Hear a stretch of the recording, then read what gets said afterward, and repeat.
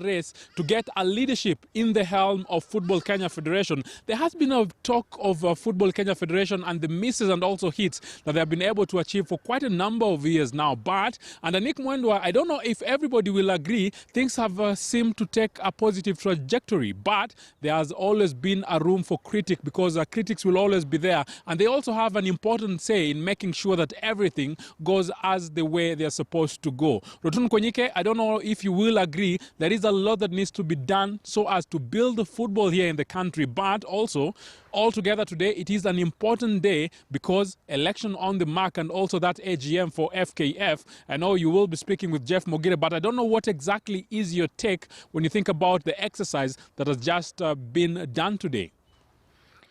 Moses, I do agree with you. Clearly, football needs an upgrade. And just as you have said, it is a positive trajectory for the incumbent president, Nick Mwendwa, who gets another chance, gets a chance to defend his seat. Now, a lot has been involved to do with the football in the country, and these elections probably will witness a turnaround in football in Kenya. And right now we are joined with Jeff Mogire, who's taking us directly to the ground that is at Safari Park Hotel. Jeff, if you can hear me well, I know the elections have been going on in the course of today. What is the situation on the ground so far? Good afternoon, Rotuna Konyike. It's great afternoon right here at Safari Park where the elections are going on. Actually, they finished voting the other just like a few minutes ago and they have been counting. We have some few results. They're like teams like Wazito and Kakamega Homeboys never showed up. They are absent in these elections. Kefwa and Kefoka, they never also showed up because they are not supposed to vote here. Reason being, they have not handled their election issues back home. So they have to clean their house and come and vote, but it will be too late for this time round, maybe next time. And also, the Garissa member who actually won the elections for Garissa is not voting today because there's a case in court following the elections and there's a dispute. So if he voted today, trust me, it will be something else, like the elections can be nullified and be termed null and void due to that. But again, I have winners here who have won the women rep and Northeastern member who is a representative from National Election Committee. We don't really know what they feel right now. They're happy. Their faces are showing me some joy. But can I talk to them so that they can tell me, and you, our viewer, what exactly they feel right now? I have here Margaret. You won the women representative. This was a tight race. You and Sally and Nyabuto. Well, how do you feel right now? First of all, I must say I'm very happy because it wasn't an easy task. It was tight, and I'm very happy for the win. I must say I'm very happy, and I'm thankful to the Almighty Father who granted us all this time to come and vote. I want to thank also our delegates who had all the confidence in me and voted for me. Let me also thank the Federation for giving me an opportunity to serve women football in the cabinet. Yeah, and I know when I go back home, I want first of all to start with our branches so that we can come up with a structure. I'll work with the Federation hand in hand so that we can push the same agenda that the President had started. You know, initially women football had been neglected, but thank God when Nick came in, he gave so much to the women football, and I must say that due to that is why the NEC came up with this hit so that the women football can get a representation. Yeah. Thank you so much, Margaret Anyango. All the best in your next endeavors, and we wish that there will be change in the grassroots. There will be change where you come from through these elections. Yes. Hopefully, we hope so. Good luck. Do your best. Do your thing back home. I'm back to you now. Yes. You see, Northeastern, they say there's no talent. Talk to me about it. Yes, and first of all, I want to thank the Almighty God and for giving me this opportunity. And I also want to thank Kenyans for voting me with the highest number. I want to thank the governors, delegates, the clubs, all people who voted for me, including my region, Northeastern. All counties have supported me, overwhelmingly 100%, and that shows my capability. Northeastern, we have talent. And I can know, Chapadimba, which was being played in the whole country. Chapadimba selection, the people who have gone Spain, the best players in the country were 16. 16, the best players of the country. 7 of them were from Northeastern. So that shows that we have taken 40% of the country talent because Chapadimba come from grassroots. And that is why I was fighting to win this seat, to produce that talent from grassroots level. And I'm very happy Kenyans have voted for me overwhelmingly. The people, the governors, all, mine is just happy to thank them. And in God willing, I'm going to prove what I said. Mi yangu tu ni kusema na kutenda. Can I talk to one of the guys in Garissa, from Garissa? Yes. Come on, guys. Talk to me.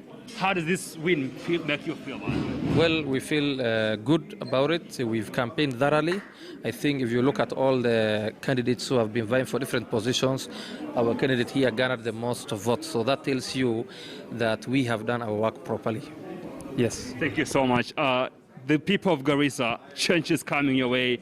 But I want to show you that there are guidelines here which actually have put in place to ensure people make sure that they sanitize. One here, kindly avoid handshakes and high fives and any other body contact. Please adhere to that. Kindly, the recommendation the face mask must be put on all the time.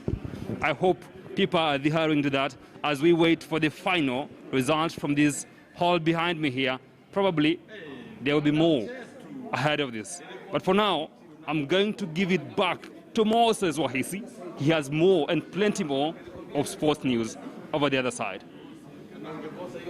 I know we've had a lot of talks about Football Kenya Federation election for quite a number of months now, and we have been having a number of cases before the Sports Dispute Tribunal. But exactly yesterday, you all remember that Ohaga gave a green bill of health so as this election should go on. But at the same time, remember 2 or 3 days ago, the sports registrar was out there questioning the legitimacy of this election, and for him he was saying that it might have not been the exercise that everybody wanted it to be the way it is supposed to be. But I think about it, we had the election for the branches, and different people had different sentiments about all this. But the sports registrar came out and picked some fundamental issues which for her, she said, they are issues that are supposed to be sorted out. But of a positive note, she never said that this election should not proceed. This is what Rotunu Konyike, you will agree, need to be done. And what exactly is your take when you think about a sports registrar and the sentiments and the pointers that she had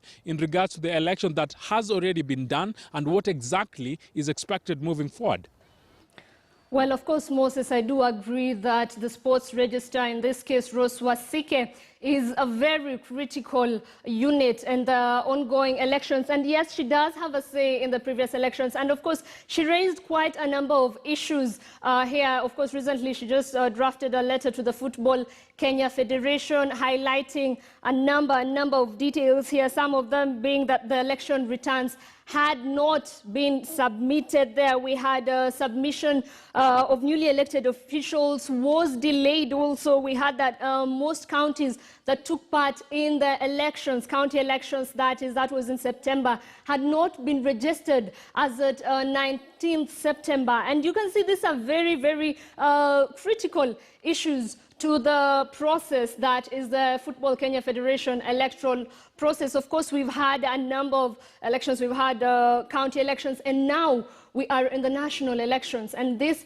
specifically is the who and who of football. And as I had said earlier, we have the incumbent President Nick Mwendwa, who will be looking to defend his seat. He has a number of competitors. Among them, we have Herbert Mwashiro, we have Boniface Osano, we have Lodvik Aduda, and of course, we had Dan Muller. Now we have the letter that was drafted by Rose Wasike herself. And maybe if I can just point out some of the things that were highlighted in that specific letter. It should be noted that the election returns for FKF county elections have not been submitted to my office by the returning officer, yet the returning officer and observers needed to do so within 7 days from the date the elections were held. You can see that is a delay right there. On to another point, your submission of the newly elected officials was submitted 1 day after the deadline for submission, which ended on 11th October 2020, as it needed to be within 21 days from the date the elections were held. And just as I have said, clearly delay is the problem. I also noted that most of the counties that participated in elections to elect county officials had not been registered by my office by 19th September 2020, therefore flouting sections 46 of the Sports Act, which states that a body shall not operate as a sports organization unless it is registered under this act. Now, these were just some of the things that needed to be followed by those involved in the elections. She also received complaints through letters and calls that FKF itself used unregistered entities, persons, and officials of registered county associations, that they never initiated their registration, and also used the names of interim officials of county sports associations as opponents to their aspiring candidates without their knowledge, and approved enclosed find a letter from the advocate attesting to the same. Some of the complaint letters from them. This matters have been back and forth in court. And finally, she wrote that I hope such anomalies will not occur as you plan to hold your national elections on 17th October 2020. Of course, today is the D-Day, and we'll get to know what the results are. Right now here on Scoreline, we take a break, but we have a lot more to offer when we get back, so stay tuned.